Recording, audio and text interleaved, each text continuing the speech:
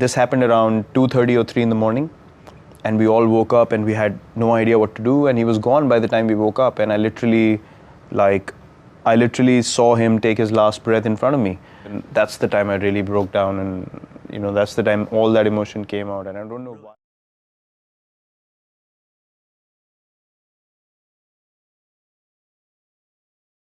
The situation was, so he used to do online share trading, and that was something that became quite a big thing back then, when in 2006, when he started doing it.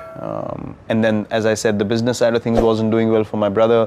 The house was on rent, and then his online share trading account suddenly crashed. So one transaction went really bad, and all the transactions that he'd done before that and whatever he had accumulated sort of went down in a go.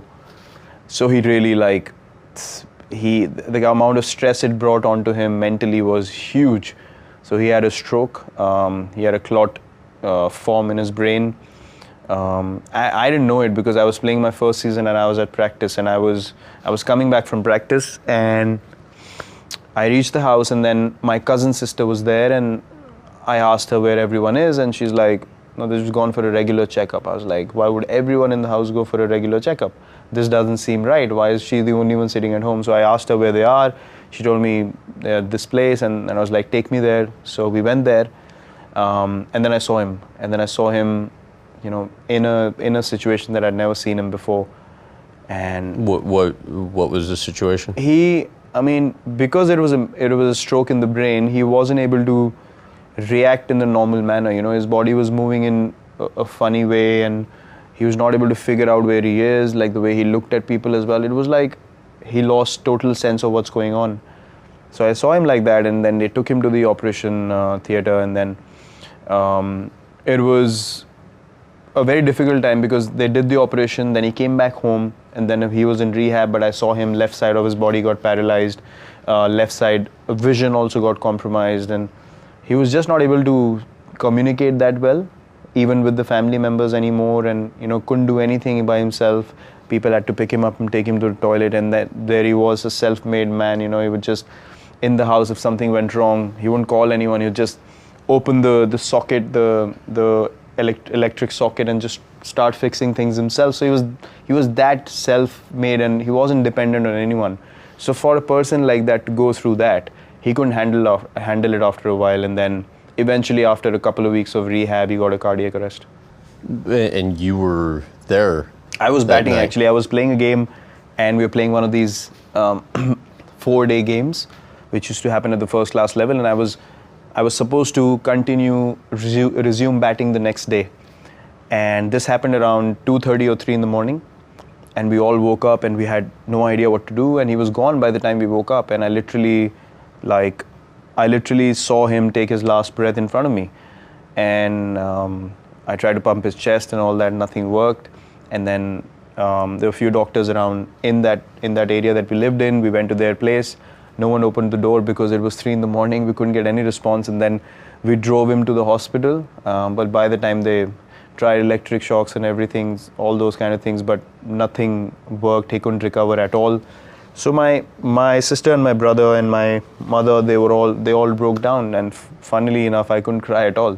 There was no emotion coming out of me, and I just became blank. I couldn't register what just happened. Why do you think that was? I have no idea. Till date, I can't understand. And I was feeling like I was myself thinking, why am I not able to cry? And then I think it was all building up inside me. So when we came back, and everyone, all the relatives came in to sort of, pay their condolences and stuff like that. And then I called my coach in the morning, and I asked him, or I told him what had happened. And then he asked me, what do you want to do? I said, I want to go and play. So he said, are you sure? And I was like... Because you had a game that day. Yeah, and for me, leaving a cricket match was something which was not acceptable, regardless of what happened in life. Not going to a match was not an option I ever had, or I couldn't register that option in my mind. So I said, I'm going to go. And he said, okay, if that's your decision, go ahead. So I left the house. I hadn't cried at all, nothing, no emotion. And my family was actually feeling a bit nervous looking at me because I was showing no emotion, and everyone was like, crying and they were emotional. And then I went to the game and I picked up a friend of mine again and I told him what had happened. He thought I was joking, he didn't believe me. We kept going, we reached the stadium, and when we reached the stadium and I sat in the change room, and he told everyone what had happened. So when everyone came around me to tell me, we're sorry for you, and that's the time I really broke down, and that's the time all that emotion came out, and I don't know why. The strangest part of the whole story to me was that night when you called your coach back and you were upset. He was surprised that you weren't upset about what he would have thought it was about. You were upset about your performance in the game. I was upset because I was the umpire in the game made a wrong decision and he gave me out when I wasn't out. And I was upset because I couldn't be there till the end to make my team win the game. And I was really upset about that. So yeah, in the evening he was surprised to know that I was actually talking about that. Especially now, many years removed from having gone through that, how do you think your father's passing affected you? Now I feel like it was probably the most impactful thing that happened in my life. Because I remember that day, I came back from the game. After I got out, I came back to do the cremation and all the rituals that follow.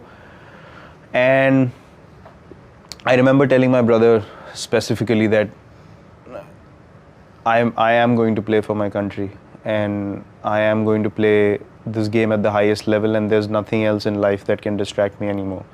Because it was my father's vision as well. He wanted me to, play at the highest level, and he was really, really keen on me playing at the highest level as well. So I remember making that promise to my brother, and then everything in life became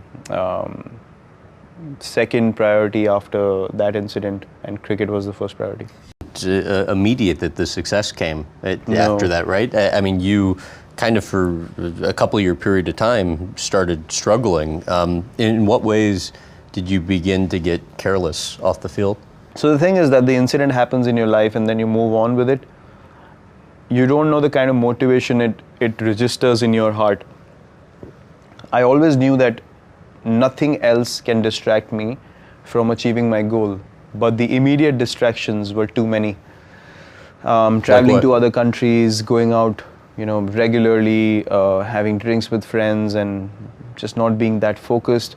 But the one thing that remained constant was every time I was down, every time I hit rock bottom, somehow I was able to put everything aside and say, right, I'm going to work hard and I'm going to get back up. So it's not like I made a promise that I'm never going to fall down. Obviously I was going to fall down. That's life.